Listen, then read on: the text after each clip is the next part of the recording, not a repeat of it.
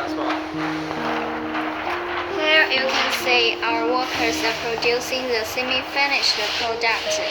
For each rhinestone design, we will make the mold at first. Then workers will brush stones to fill in these holes and the mold.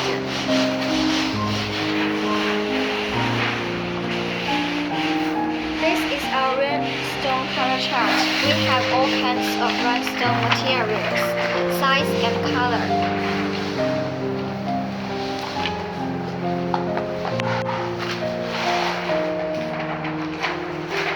As shown on this design, we use different sizes and colors of stones to make it a complete pattern.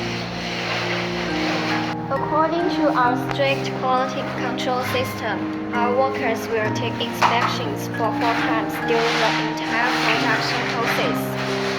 Inspect the molds, inspect wood brushes stones, and after rhinestone designs are finished, as well as inspect the packaging. Rhinestone is committed to providing high-quality production to customers. Welcome to contact us on Alibaba. Thank you.